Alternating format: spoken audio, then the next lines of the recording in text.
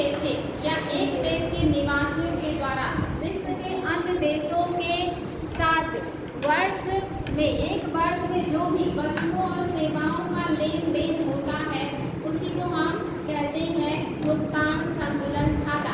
यानी कि हमने विश्व के अन्य देशों के साथ वस्तुओं और सेवाओं का जो लेन देन किया है वो अगर सरप्लस यानी कि अगर हमने निर्यात ज़्यादा किया आयात कम किया तो हम क्या है आधिक्य में है। अगर हमने आयात ज़्यादा किया निर्यात कम किया तो हम घाटे में हैं। और अगर दोनों बराबर है यानी कि आयात और निर्यात दोनों बराबर है तो क्या हो जाएगा संतुलन में होगा। ठीक है, बात समझ में आ रहा है कि किसी भी देश के निवासियों के द्वारा एक वर्ष के अंदर विश्व के अन्य देशों के साथ वस्तुओं और सेवाओं का जो आदान प्रदान या आयात निर्यात किया जाता है उसी को हम कहते हैं भुगतान संतुलन खाता। लेकिन ये किस परपेज में वैदेशिक परपेज में। ठीक है, तो इसको क्या नोट करेंगे या नोट से याद रहेगा। चलिए नोट कर लीजिए बच्चों, नहीं तो नेक्स्ट टाइम मैं पूछूंगी तो आप लोगों को नहीं याद रहेगा। भुगतान संतुलन का अर्थ है एक देश के निवासियों का भुगतान संतुलन का अर्थ है एक देश के निवासियों का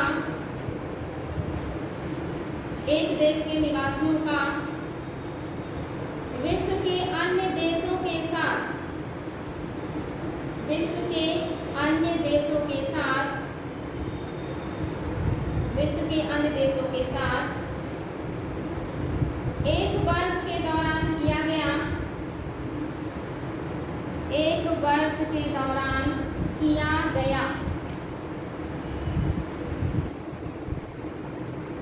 एक वर्ष के दौरान किया गया आर्थिक लेन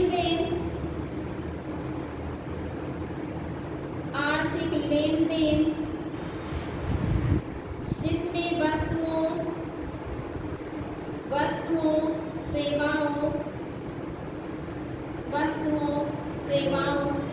जिसमें वस्तुओं सेवाओं तथा आय का लेन देन शामिल होता है।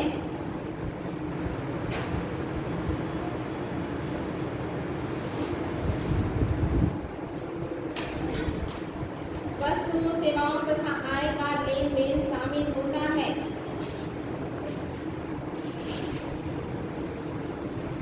यह मौद्रिक लेन देन वस्तुओं के निर्यात एवं आयात या हम वैश्विक लेन देन वस्तुओं के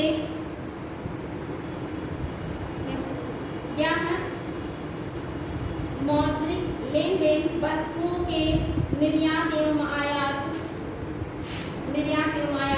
ब्रैकेट में दृश्य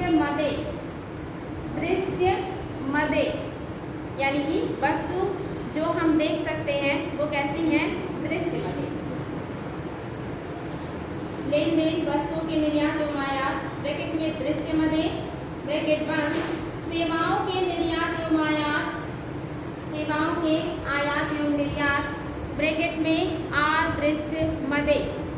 वस्तुओं का हो गया दृश्य मदे, सेवाओं का आयात निर्यात अदृश्य मदे, कमा वित्तीय परिसंपत्तियां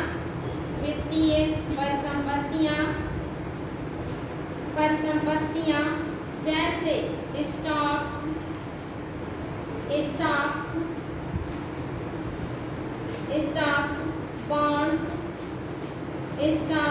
बॉन्ड्स के अंतरराष्ट्रीय क्रय विक्रय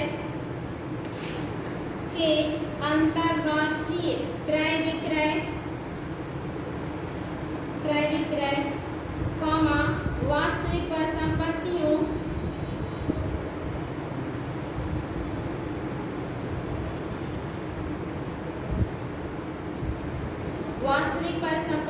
जैसे प्लांट एवं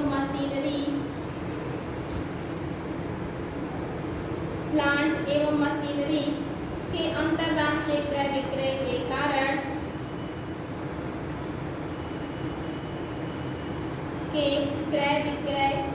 कारण यानी कि अंतरराष्ट्रीय मशीनरी के क्रय विक्रय के कारण उत्पन्न हो सकते हैं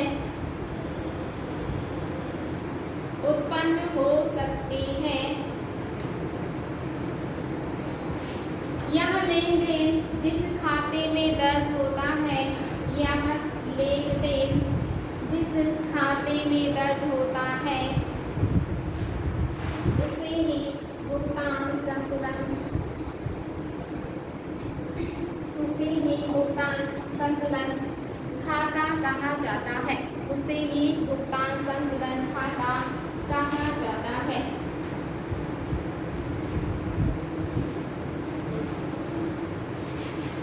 पैराग्राफ चेंज कीजिएगा। इसके दो पक्ष होते हैं, क्रेडिट साइड और डेबिट साइड। इसके दो पक्ष होते हैं, क्रेडिट साइड और डेबिट साइड।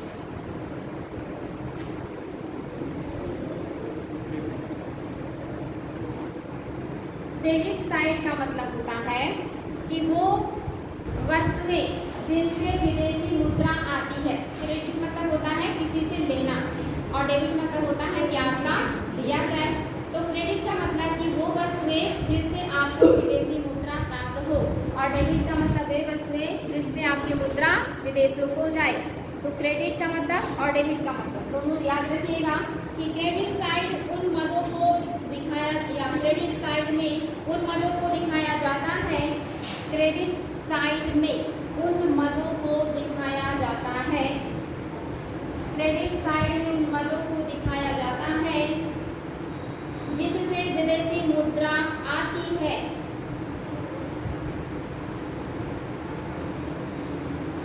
जिससे विदेशी मुद्रा आती है। डेबिट साइड में उन मदों को दिखाया जाता है, डेबिट साइड में उन मदों को दिखाया जाता है, उन मदों को दिखाया जाता है जिससे विदेशी मुद्रा बाहर जाती है, जिससे विदेशी मुद्रा बाहर जाती है।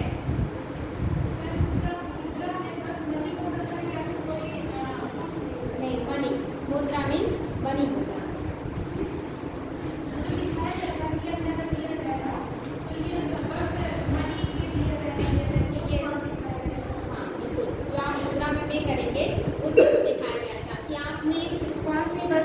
जिससे आपको विदेशी मुद्रा प्राप्त हुआ और कौन सी वस्तुएं खरीदी जिससे आपको विदेशी मुद्रा देना पड़ा।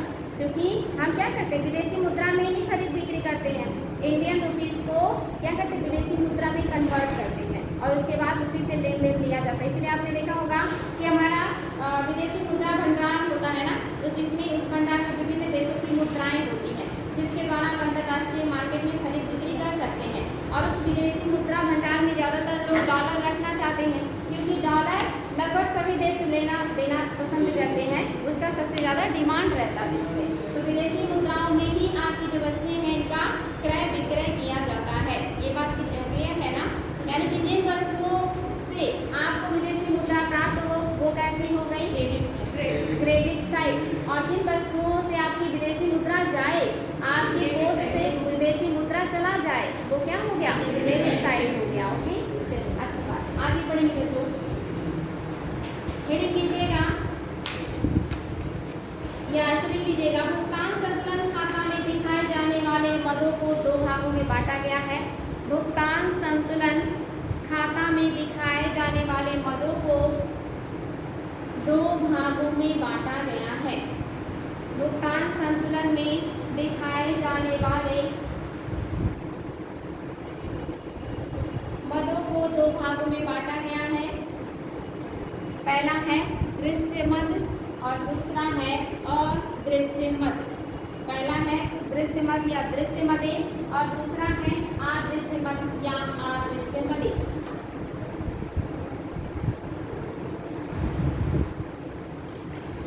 तो दृश्य मदे किसे कहेंगे और अदृश्य मदे किसे कहेंगे? दृश्य मदे और अदृश्य मदे।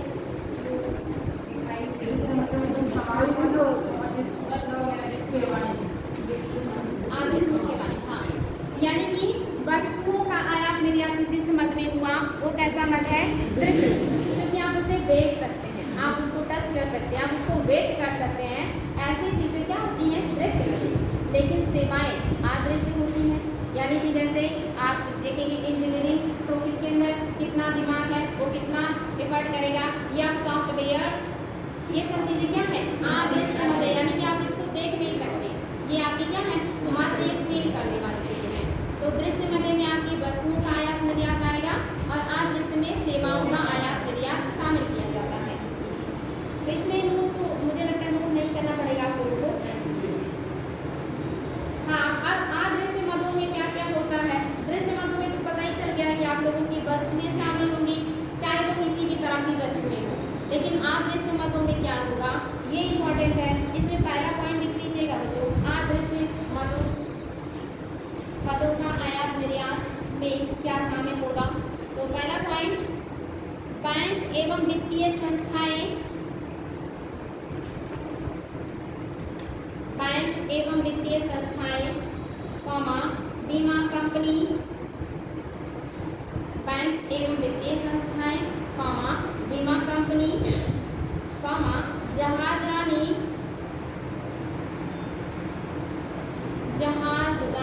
तथा एयरलाइंस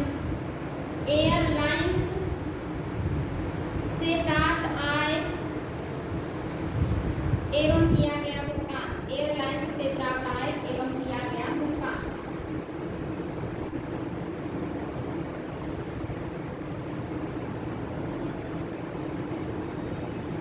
यानी कि अदृश्य मदें कौन कौन सी हैं जिससे आपको पैसे प्राप्त होते हैं।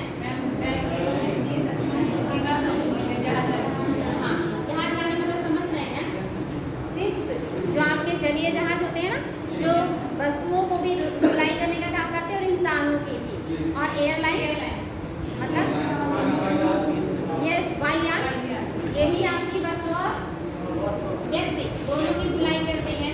लेकिन चूंकि बहुत महंगे होते हैं इसलिए वस्तुओं की ढुलाई सबसे ज़्यादा जलीय मार्ग से किया जाता है। तो ये सब किसमें आएंगे, अदृश्य मद में। ये सेवाएं दे रहे हैं ना, परिवहन सेवाओं में आता है और बैंकिंग वगैरह भी आता है सेवाओं में। Next point, engineers, doctors, next point, engineers, doctors आदि विशेषज्ञों की सेवाओं से प्राप्त, आदि विशेषज्ञों के आय से प्राप्त,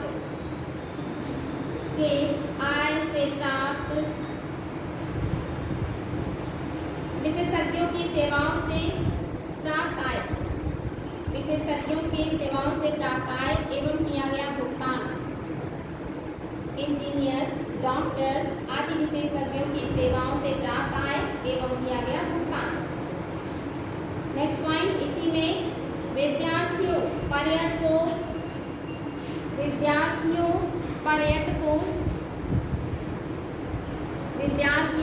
पर्यटकों, कॉमा दूतावास कर्मचारियों, दूतावास जो आपके दूतावास रहते हैं ना विभिन्न देशों में, जो राजदूत रहते हैं उनके आवास, वही कह रहा है दूतावास, और राजनीतिज्ञों द्वारा प्रयोग की गई सेवाओं से प्राप्त, राजनीतिज्ञों द्वारा प्रयोग की गई सेवाओं से प्राप्त आय एवं किया गया भुगतान, सेवाओं से प्राप्त आय एवं किया गया भुगतान।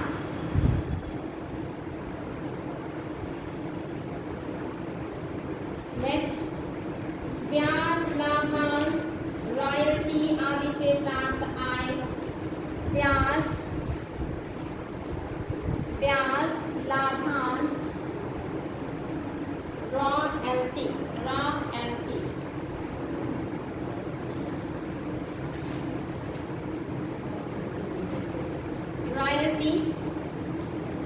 आदि से प्राप्त आय एवं किया गया भुगतान, आदि से प्राप्त आय एवं किया गया भुगतान।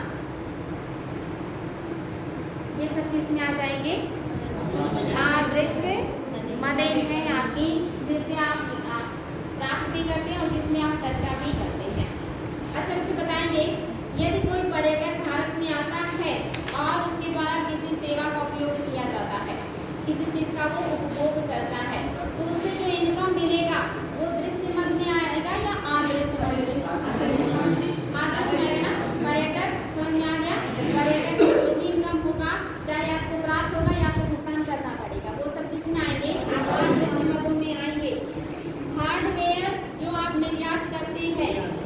वो क्या दृश्य, और अगर सॉफ्टवेयर का निर्यात आदेश, क्लियर है ना, हार्डवेयर का निर्यात करेंगे तो दृश्य, सॉफ्टवेयर का करेंगे तो आदेश। नेक्स्ट स्टडी कीजिएगा चालू खाता, करेंट अकाउंट, चालू खाता।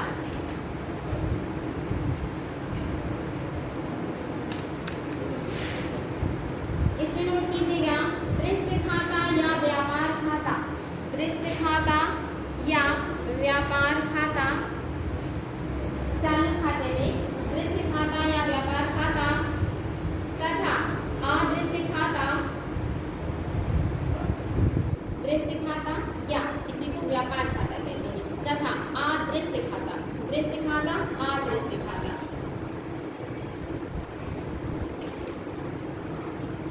को मिलाने से चालू खाता बनता है, को मिलाने से चालू खाता बनता है, अर्थात चालू खाते में दृश्य तथा अदृश्य दोनों मदें शामिल होती हैं। को मिलाने से चालू खाता बनता है, अर्थात चालू खाते में दृश्य और अदृश्य दोनों मदें शामिल होती हैं। चालू खाते में दृश्य तथा अदृश्य दोनों मदें शामिल होती हैं।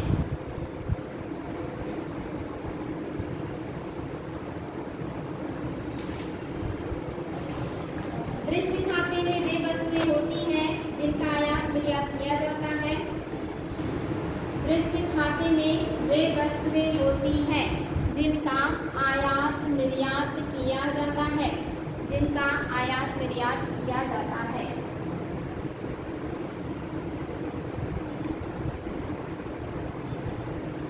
तथा अदृश्य खाते में ऐसी मदें शामिल होती हैं, तथा अदृश्य खाते में ऐसी मदें शामिल होती हैं जिनकी प्राप्तियां तथा भुगतान बंदरगाह, जिनकी प्राप्तियां एवं भुगतान बंदरगाह पर रिकॉर्ड नहीं किया जाता,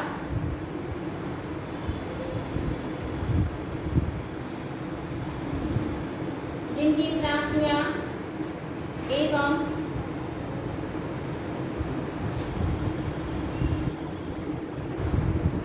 जिनकी प्राप्तियां तथा भुगतान बंदरगाह पर रिकॉर्ड नहीं किए जाते, अर्थात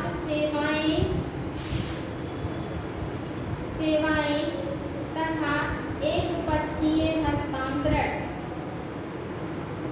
सेवाएं तथा एक पक्षीय हस्तांतरण, सेवाएं तथा एक पक्षीय हस्तांतरण, यानी कि जो आपकी वस्तुएं हैं इनका रिकॉर्ड बंदरगाहों पर किया जाता है कि कौन सी वस्तुएं बाहर गई हैं और कौन सी वस्तुएं बाहर से आई हैं, लेकिन जो सेवाएं हैं और एक पक्षीय हस्तांतरण होते हैं उनका रिकॉर्ड बंदरगाहों पर नहीं किया जाता है। ठीक है, आगे तो ये बात तो समझ में आ गया होगा बच्चों कि अगर आपका निर्यात आयात से ज्यादा है तभी क्या कहलाएगा, तब आप से कहेंगे अनुकूल व्यापार शेष फल या शेष, अनुकूल व्यापार शेष, अनुकूल व्यापार शेष कब कहेंगे, जब आपका निर्यात ज्यादा हो आयात से, तब क्या कहलाएगा अनुकूल व्यापार शेष, यानी कि व्यापार आपके अनुकूल है और आप प्लस में है, शेष में है, यानी कि कुछ बच भी रहा है, एक्स्ट्रा भी हो रहा है, दोनों के आयात निर्यात के पार एक्स्ट्रा हो रहा है, इसलिए क्या है अनुकूल व्यापार शेष है ये। और अगर वस्तु और सेवाएं दोनों का लेन देन बराबर हो जाए तब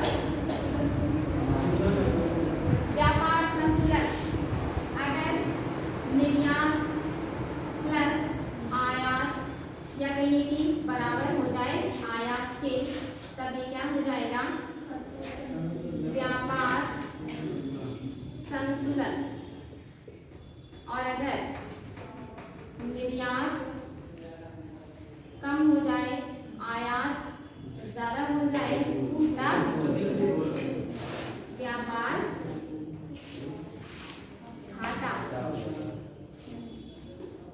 तब व्यापार क्या हो गया, घाटे में चला गया, तब हम इसे कहेंगे व्यापार घाटा। नेक्स्ट हेडिंग पूंजी खाता। पूंजी खाता, पूंजी खाता।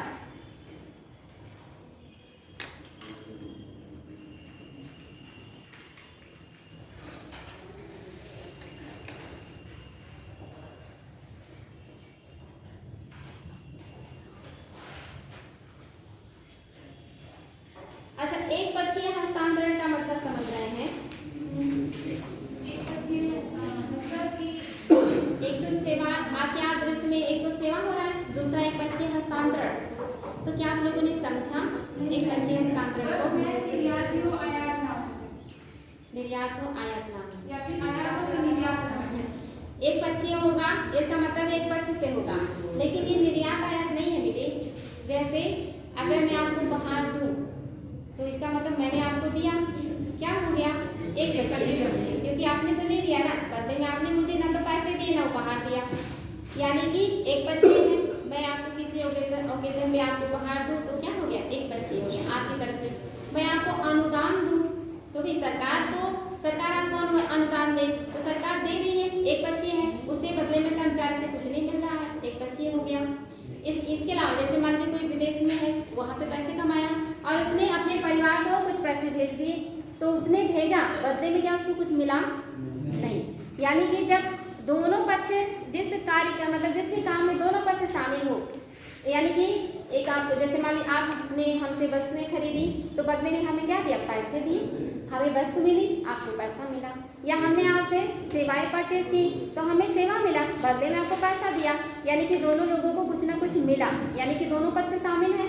लेकिन मैं आपको कुछ दूं, आप ले रहे, बदले में आप मुझे कुछ भी ना दे, तो ये क्या हो गया, एक पक्षीय। जैसे उपहार, जैसे अनुदान, जैसे विदेशों से जो भी इनकम अपने परिवार को भेजा जाता है। ठीक है, क्लियर है ना। एक पक्षीय हस्तांतरण ये भी क्या है, अदृश्य मदों में आएगा। उपहार में आप किसी को कुछ भी दे सकते हैं, उसको कोई देख थोड़ी ना कि वो क्या है, अब उस डब्बे के अंदर दृश्य चीज है या अदृश्य चीज है, वो बाहर तो मोस्टली क्या होते हैं, सीक्रेट होते हैं। अनुदान सरकार दे रही, कितने का दे रही, क्या देगी, वो तो एक तरीके से ना फील करने वाली चीजें होती हैं। तो इसी हाँ हाँ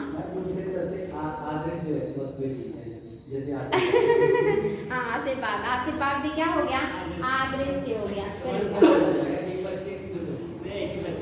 एक पक्षी, क्योंकि आशीर्वाद आप दे रहे हैं ना। हाँ, आपने आशीर्वाद, जैसे आपने आशीर्वाद दिया, बदले में इधर से थोड़ी कुछ कहा जाता है। अरे नहीं कि मैंने पैर छुआ तब आपने आशीर्वाद दिया, तो दोनों अरे कहिए कि आप खुशी मन से कहा कि खुश रहिए, तो इसका मतलब क्या हो गया, कि एक पक्षी आपके दिल से किसी के लिए निकला दुआ, तो एक पक्षी हो गया। चलिए आगे है, नेक्स्ट है आपका पूंजी खाता। पूंजी खाता, पूंजी खाते में नोट कीजिएगा, एक देश व शेष दुनिया के बीच होने वाले, एक देश व शेष दुनिया के बीच होने वाले वित्तीय लेन देन के लेखा जोखा को, वित्तीय लेन देन के लेखा जोखा को पूंजी खाता कहते हैं।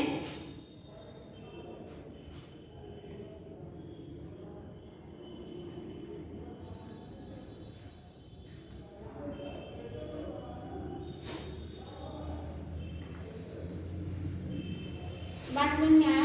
पूंजी खाता किसे कहेंगे, जब एक देश व विश्व के अन्य देशों के साथ पूंजी के रूप में जो लेन देन होता है उसको कहते हैं पूंजी खाता। इंपॉर्टेंट है, इसमें और नोट कीजिएगा, इसके अंतर्गत ऋण पूंजी तथा गैर ऋण पूंजी आती है। इसके अंतर्गत ऋण पूंजी तथा गैर ऋण पूंजी, गैर ऋण पूंजी आती है। ऋण पूंजी में बाह्य सहायता, बाह्य कारोबारी उधार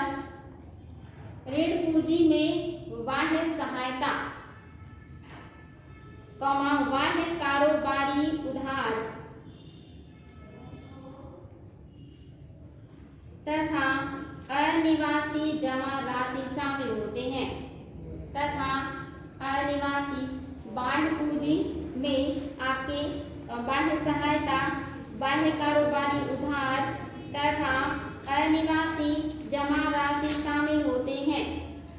अनिवासी जो आपके यहाँ निवास नहीं करते, अनिवासी जमा राशि शामिल होते हैं, जबकि गैर ऋण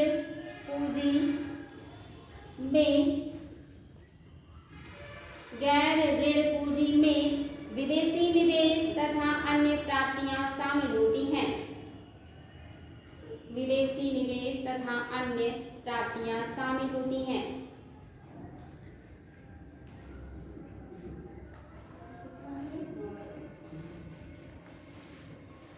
अच्छा, फिर से रिपीट कर दे रहे हैं। जबकि गैर ऋण पूंजी में विदेशी निवेश तथा अन्य प्राप्तियां शामिल होती हैं।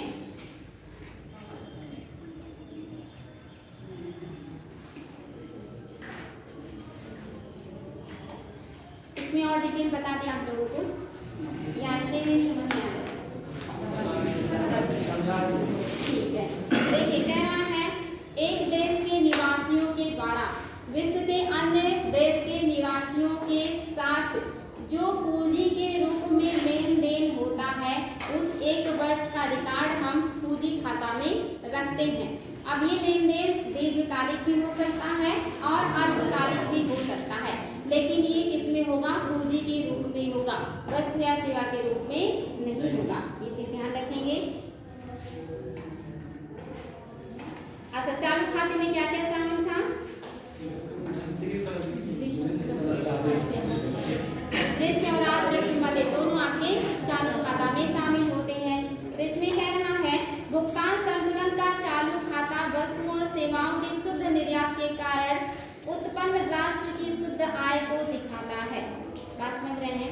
भुगतान संतुलन का मतलब क्या है? वस्तुओं और सेवाओं का जो आयात और निर्यात होता है, उससे जो किसी देश की प्राप्तियां होती हैं, वो क्या है? उसकी प्राप्त शुद्ध आय है। अच्छा, जो आपका इसमें भी देखेंगे, अगर एक वर्ष की अवधि से अधिक का कोई चीज पूंजी, ऐसा पूंजी प्रवाह जो एक वर्ष से अधिक के लिए हो रहा है, तब ये कैसा कहलाएगा? एक वर्ष से अधिक का हो रहा है तब ये दीर्घकालिक पूंजी प्रवाह कहलाएगा। और अगर एक वर्ष से कम के लिए लेन देन हो रहा है तब अल्पकालिक पूंजी प्रवाह या पूंजी जो है दीर्घकालिक पूंजी व्यवहार कहलाएगा।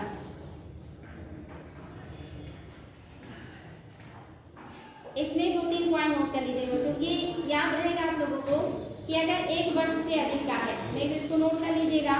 पूंजी का ऐसा प्रवाह जो एक वर्ष की अवधि से अधिक का हो, पूंजी का ऐसा प्रवाह जो एक वर्ष से अधिक का हो, जो एक वर्ष से अधिक का हो,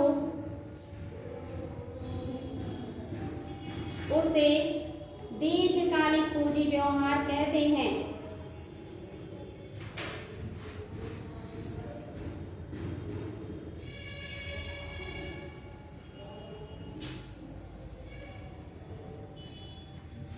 दीर्घकालिक पूंजी व्यवहार कहते हैं। एवं एक वर्ष से कम अवधि के लिए पूंजी प्रवाह को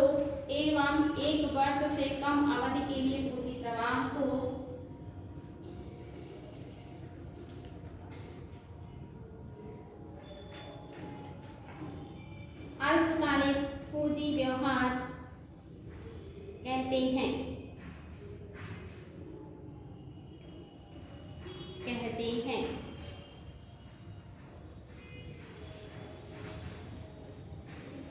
इसमें नोट कीजिए आगे,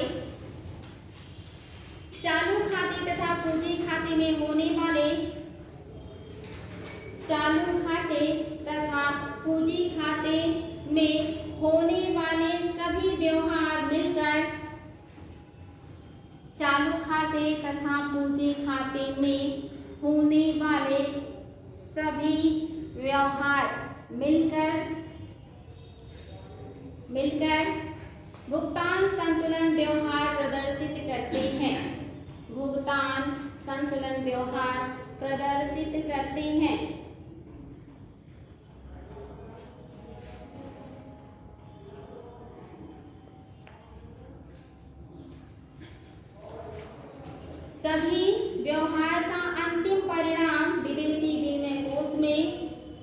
व्यवहार का अंतिम परिणाम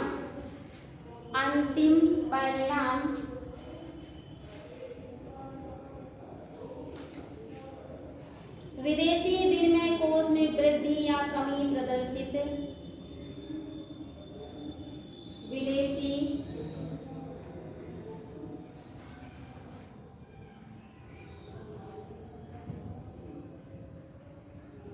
विनिमय कोष में वृद्धि या कमी प्रदर्शित करेगा या करता है।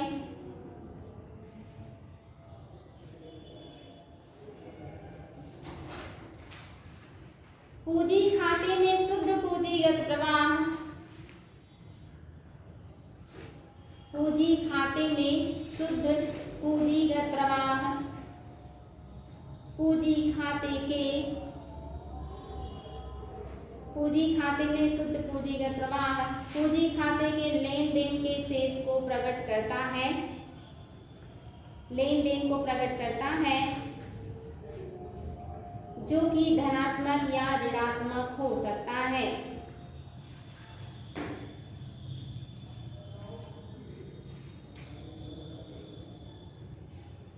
जो कि धनात्मक या ऋणात्मक हो सकता है। धनात्मक शेष कब होगा और ऋणात्मक शेष कब होगा?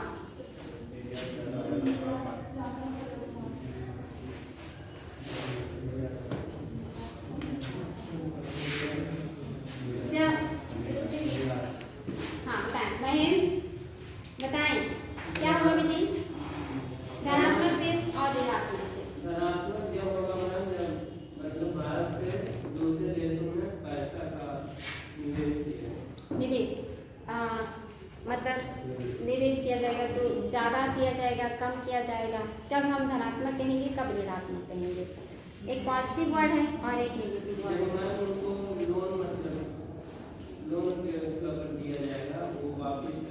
जैसे हम लोग पूंजीगत बातें कर रहे हैं, पूंजीगत खाते की, पूंजीगत खाते में पैसे का लेन देन हो रहा है, उसमें या तो हम ऋणात्मक होंगे या तो धनात्मक होंगे, दो ही बातें हो सकती हैं।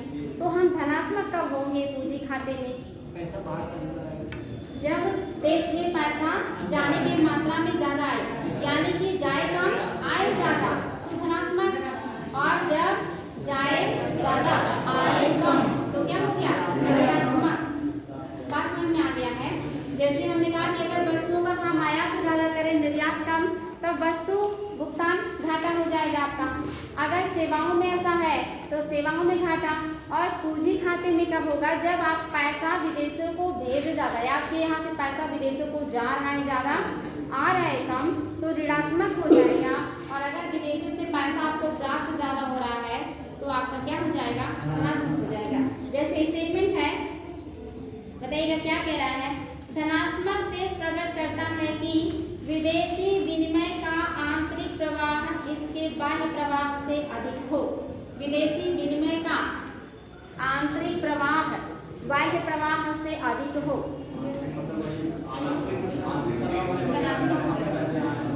आंतरिक प्रवाह जो आपके देश से बाहर जाए और बाह्य प्रवाह जो आपके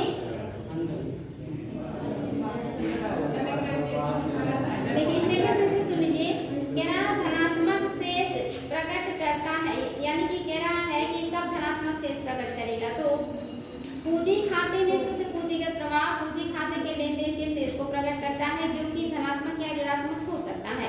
धनात्मक शेष प्रकट करता है कि विदेशी विनिमय का आंतरिक प्रवाह उसके बाह्य प्रवाह से अधिक हो। बाह्य प्रवाह से मतलब अंदर की तरफ प्रवाह हो रहा है, ज्यादा हो रहा है, बाहर की तरफ कम हो रहा है, तभी क्या प्रदर्शित कर रहा है? यानी कि आंतरिक प्रवाह मतलब जब अंदर की तरफ प्रवाह हो तो आंतरिक प्रवाह और कितने की बाह्य प्रवाह यानी कि बाहर की तरफ। यानी कि जब जो पानी है वो अंदर की तरफ आ रहा है तो आंतरिक प्रवाह, और जब वो बाहर जा रहा है तब वो बाह्य प्रवाह। तो जब आंतरिक प्रवाह ज्यादा हो और बाह्य प्रवाह कम हो तो ये कैसा हो गया? धनात्मक हो गया। यानी कि देश में आ ज्यादा रहा है, जा कम रहा है। और ये क्या पूंजी की बात कर रहा है, वस्तु का नहीं। अगर ये वस्तु हो जाता तब क्या हो जाता? क्या हो जाता? ऋणात्मक हो जाता कि हम वस्तुएं मंगा ज्यादा रहे हैं, दे लेकिन पैसे की बात कर रहा है, पैसा आ ज्यादा रहा है और जा कम रहा है। और आएगा ज्यादा कब? जब आपके यहाँ से वस्तु और सेवाएं निर्यात होंगी। बात समझ में आ रहा है? दो देखिए, पूंजी में इसका उल्टा उदाहरण चल रहा है। अगर ये वस्तुओं में होता तब ये उदाहरण सीधा पलट जाता, तब आप धनात्मक में होते। सबको समझ में आ रहा है? जब वस्तुएं हम खरीदते हैं तब हम पैसा देते हैं, इसको हम कहते हैं बाह्य प्रवाह। और अगर बाह्य प्रवाह कम है इसका मतलब हम वस्तुएं कम खरीद रहे हैं। आंतरिक प्रवाह ज्यादा है इसका मतलब हमारी वस्तुएं ज्यादा बिकी मतलब बेची जा रही है मार्केट में, वैश्विक मार्केट में। ठीक है, तो ये वर्ड याद रखिएगा। अगर आंतरिक प्रवाह ज्यादा है और बाह्य प्रवाह कम है तब ये धनात्मक होगा, लेकिन पूंजी खाते में, वस्तु खाते में नहीं। वस्तु खाते में क्या हो जाएगा? उलट जाएगा। क्लियर है सभी को? इसलिए मैंने ये वर्ड पढ़ के सुना दिया कि ऐसे वर्ड भी आ सकते हैं और वहाँ पे आपको कंफ्यूजन ना हो। आंतरिक और बाह्य प्रवाह में ये पूंजी के लिए या पूंजी खाते के लिए प्रयोग किया जाता है। नेक्स्ट हेडिंग, विदेशी विनिमय कोष। विदेशी विनिमय कोष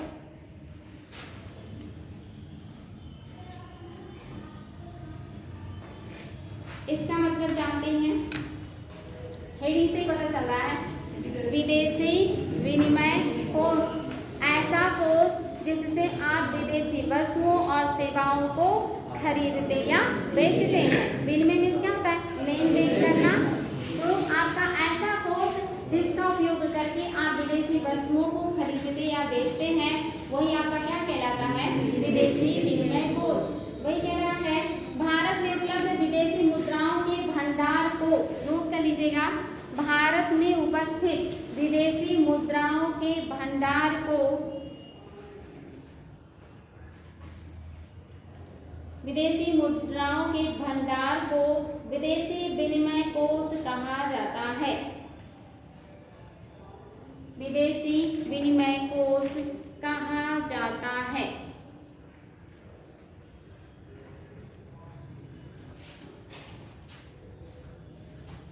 विदेशी विनिमय कोष कहा जाता है। इसमें विदेशी मुद्रा कोष, इसमें विदेशी मुद्रा कोष, विशेष आहरण अधिकार, विशेष आहरण अधिकार, जिसको इंग्लिश में कहते हैं SDR, स्पेशल ड्राइंग राइट्स। विदेशी विशेष आहरण अधिकार इंग्लिश में कहते हैं SDR। विदेशी आहरण अधिकार कोष, ब्रैकेट में SDR रिजर्व कर सकते हैं, बुलियन कोष, बुलियन आहरण नहीं होता है, बताएं, बुलियन कोष। ये आपका है स्पेशल ड्राइंग राइट्स। आहरण मीन्स हो गया राइट्स, विशेष आहरण, एक मिनट, क्या है? विशेष आहरण अधिकार। चलो इसका अधिकार हो जाएगा। आहरण का मतलब हो गया आपका ड्राइंग, आहरण मतलब ड्राइंग, विशेष आहरण अधिकार यानी कि स्पेशल ड्राइंग राइट्स। ये क्या है? SDR क्या है? ये एक मुद्रा है। किसकी मुद्रा है? किसने जारी किया है? ये भी क्वेश्चन में आ चुका है। SDR किसने जारी किया था, या SDR का रिजर्व किसके पास रहता है? IMF, विशेष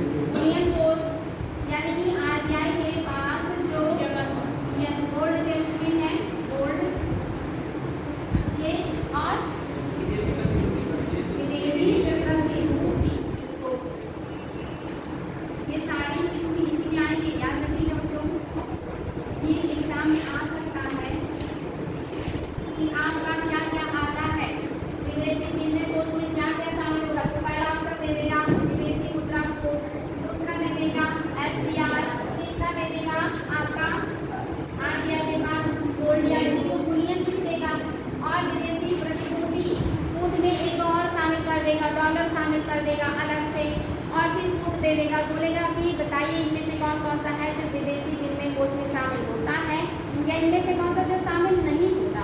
यानी कि सब कुछ ओवरऑल आपको पता होना चाहिए कि क्या क्या शामिल होता है। तो 4 चीज़ें शामिल हैं। विदेशी मुद्रा में सारी विदेशी मुद्राएं आ गए, अब अलग से डॉलर रुपये की कोई ज़रूरत नहीं है। इसके अलावा SDR मतलब IMF का पैसा आ गया इसमें, और इसके अलावा बुलियन जो गोल्ड के रूप में है वो भी शामिल हो गया। अब चूंकि ये भारत की बात कर रहा है ना, विश्व का नहीं, इसलिए RBI का गोल्ड ले रहा है। अब ये विश्व का सभी देश का होगा, वो अपने यहाँ के गोल्ड को या चीज़ों को रखेंगे। इंडियन विदेशी कोष की बात हो रही है, तो इंडियन विदेशी कोष में क्या क्या होगा, इसमें विश्व की जो मुद्राएं हैं वो होंगी और SDR होगा। इसके अलावा RBI का गोल्ड होगा। इसके अलावा जो विदेशी प्रतिभूतियाँ हैं ये सारी मिलकर के आपके इंडियन का जो विदेशी कोष है, रिजर्व है, इसको कंप्लीट करेगी। और इस विदेशी कोष को मतलब कंट्रोल कौन करता है, इसका संरक्षण कौन करता है, इसकी देखभाल कौन करता है, ये किसके अंडर में आएगा, वित्त मंत्रालय या RBI या वाणिज्य मंत्रालय या विदेश मंत्रालय। यस, RBI में तो आपको मैंने बताया था ना, RBI का काम जो विदेशों में निवेश होगा उसको भी कंट्रोल करेगा, जितनी मुद्राएं होंगी विदेशी जिनका लेन देन होगा उनको भी कंट्रोल करेगा। सारा पढ़ा चुकी हूँ मैं RBI में, इससे गलती नहीं करेंगे आप लोग, ये सब RBI के अंडर में आएगा। वही 13 अगला पॉइंट की भारतीय रिजर्व बैंक देश के विदेशी मुद्रा के कोष का संरक्षक है। अगर पूछ ले इसका संरक्षक कौन है, RBI।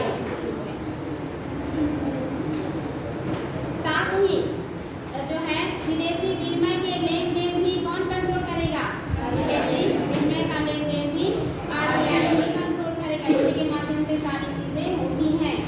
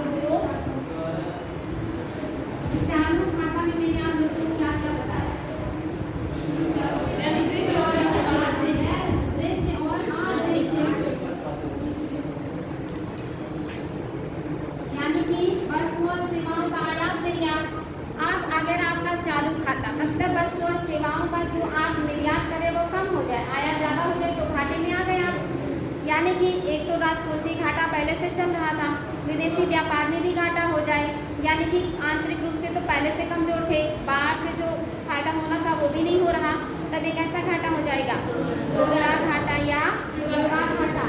जब राजकोषीय घाटे के साथ साथ चालू खाते में भी घाटा हो जाए, दोनों घाटा साथ साथ देखने को मिले, तब ये घाटा कैसा हो गया, जुड़वा घाटा या बिल्कुल इसमें याद रखेंगे। जैसे आप लोगों ने देखा था ना, अगर बेरोजगारी के साथ साथ मुद्रा स्फीति भी आ जाए तो क्या कहला रहा था, अगर बेरोजगारी के साथ साथ मुद्रा स्फीति यानी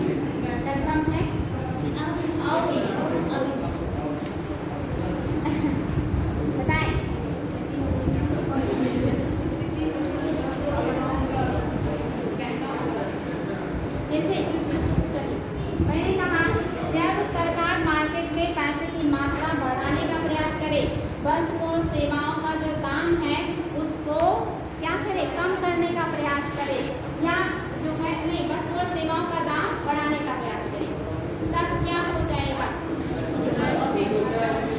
मुद्रा की मार्केट में मात्रा बढ़ाना है, वस्तु और सेवाओं का दाम क्या करें, कम करने का, बढ़ाने का प्रयास करें। जब मुद्रा की मार्केट में ज़्यादा होती है अधिकता, तो वस्तु और सेवाएं क्या हो जाती हैं? महंगी होने लगती है। तब क्या होता है, यानी कि मुद्रा की, लेकिन जब ये सरकार करे जानबूझकर, तब मुद्रा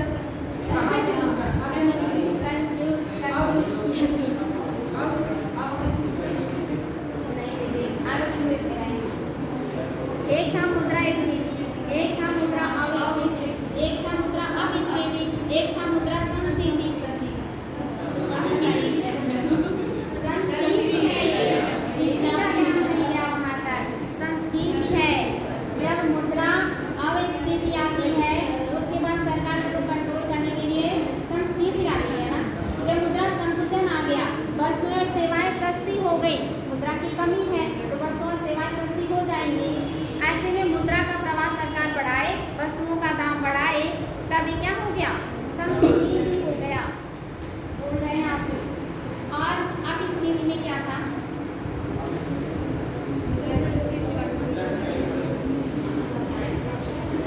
भाई क्या होगा मुद्रा स्फीति में?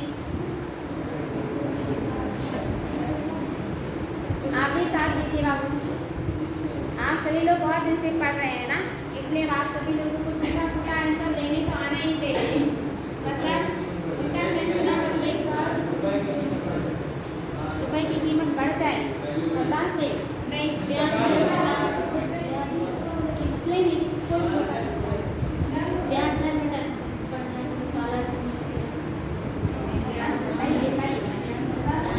सब पढ़ रही हूँ और सबको पता है, लेकिन एक्सप्लेन कोई नहीं कर पा रहा।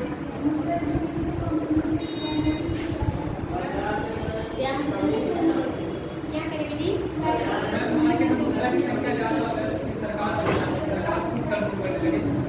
जब मार्केट में मुद्रा की ज़्यादा तो सरकार क्या करे?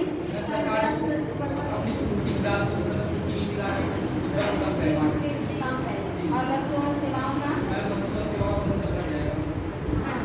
जब मुद्रा स्फीति आता है, मार्केट में पैसे ज़्यादा, वस्तुएं का, पैसे की वैल्यू कम, वस्तुओं की वैल्यू ज़्यादा, मुद्रा स्फीति। इसी को कंट्रोल करने के लिए सरकार आती मुद्रा अपस्फीति, मुद्रा को मार्केट से खींचेगी, वस्तुओं और सेवाओं के दाम को कम करने का प्रयास करेगी। तो इस सरकार के द्वारा जो इसके लिए जो भी कदम उठाए जाएंगे वो कहलाएगा मुद्रा अपस्फीति और मुद्रा अविस्फीति। स्फीति और अविस्फीति तो सबको समझ में आ जाता है, लेकिन संस्फीति और अपस्फीति इसी में कंफ्यूजन होता है आप लोगों को।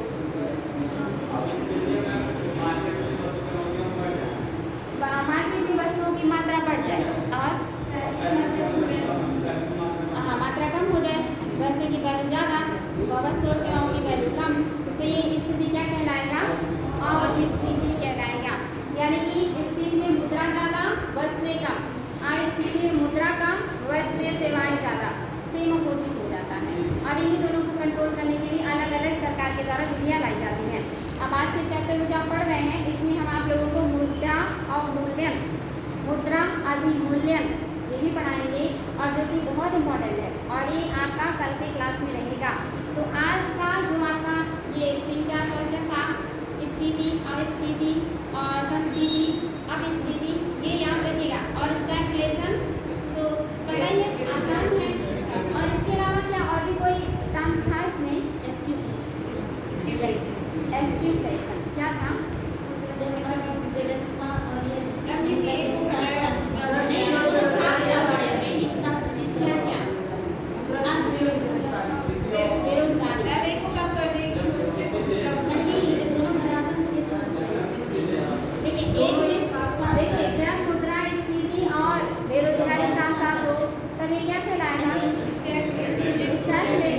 स्टैगफ्लेशन में क्या होगा?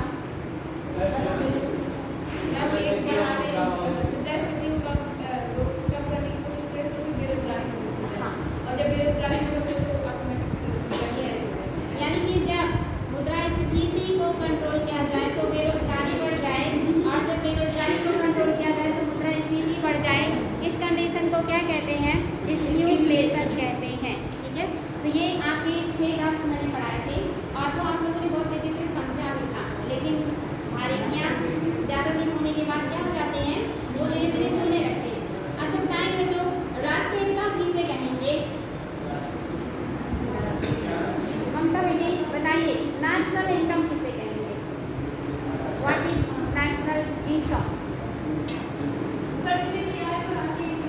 Oh my God. किसी एक क्षेत्र का।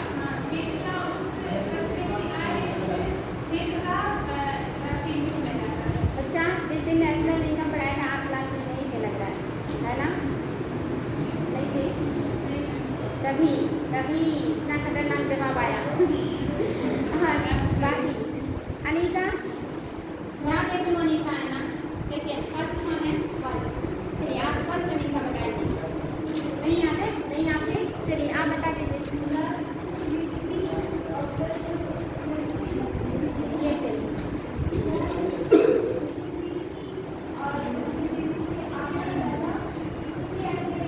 हाँ,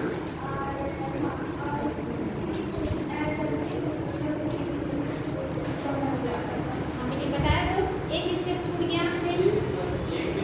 कहिए कंप्लीट करिए जीएनपी में, जैसे जीएनपी बराबर आपने बताया जीडीपी प्लस बताया जो विदेशों से इनकम मिलता है, फॉरेन इनकम को प्लस करेंगे। यहाँ तक गए, फाइनल प्लस ले लीजिए आप। किसको माइनस करेंगे आप? Factor cost.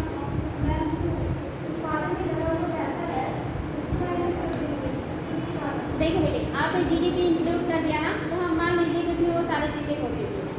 आप एक्स्ट्रा जो जीडीपी में करना है वो एक स्टेप का आपने बता दिया।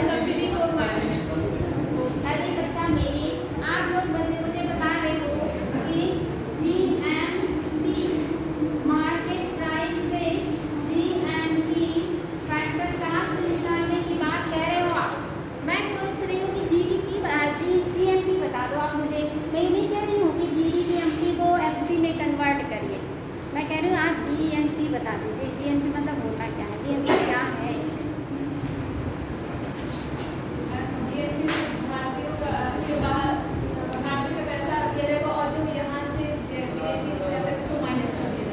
हाँ सही है, यही तो। बस कुछ मत देगी, हो गया। यानी कि जीएनपी में क्या है? जो मूल्यह्रास घटा देंगे, आप अप्रत्यक्ष कर घटा देंगे, उसके बाद जीडीपी में मूल्यह्रास, जीडीपी में से मूल्यह्रास घटा दीजिए, और इसके अलावा अप्रत्यक्ष कर घटा दीजिए, सब चीज़ें जोड़ लीजिए, जो जीडीपी आ गया। अब इसी में जो विदेशों से इनकम है भारतीय में, जो इसको प्लस कर लीजिए, जो विदेशी बाहर से बाहर भेजे माइनस कर दीजिए, वही कहाँ हो गया आपका नेशनल इनकम।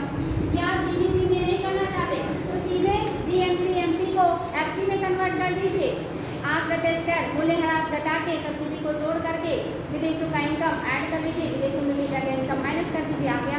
या कुछ भी नहीं करना चाहते तो सीधे कह दीजिए एक वर्ष के अंदर सिर्फ भारतीय नागरिकों के द्वारा उत्पादित वस्तुओं सेवाओं के अंतिम मूल्य, या कहिए कि वस्तुओं और सेवाओं के लास्ट मौद्रिक मूल्य को ही जीएनपी कहते हैं। भारतीय नागरिकों ने उत्पादित किया, क्योंकि यहाँ पे आपको अगर शॉर्टकट में बताना है तो बता रही हूँ कि सिर्फ भारतीय नागरिकों का उत्पाद हो इसमें, यानी कि उनके उत्पाद के अंतिम मूल्य को लेते हैं, जिसमें सिर्फ भारतीय नागरिकों का लेंगे। अब वो चाहे भारत की सीमा का हो और चाहे विदेशों का, भारतीय नागरिकों का टोटल इनकम आएगा। अब उसमें से फैक्टर कास्ट, मार्केट प्राइस, ये सब चीज़ें अगर बताना है ऑप्शन में दिया है तो देख लीजिए किसमें दिया है, और नहीं तो आप एक दिन इस तरह का क्वेश्चन भी सॉल्व किया था, निवल और जो है और कुल सकल, तो निवल मतलब शुद्ध हो गया, और शुद्ध मतलब क्या? Factor caste. शुद्ध मतलब फैक्टर कास्ट, और आपका सकल मतलब उसमें बाजार मूल्य की है। तो कई तरह का आता है सॉल्व करने में। एक में आपको सीधे बताना पड़ेगा कि टोटल सिर्फ भारतीयों का अंतिम जो उत्पाद होगा नागरिकों का, एक में होगा किस स्टेप दिया रहेगा, कौन कौन से स्टेप के बाद आप लास्ट पहुँचेंगे, तो वहाँ पे विदेशी इनकम नहीं भी दिया रहेगा, सीधे वहाँ पे नेशनल इनकम को मार्केट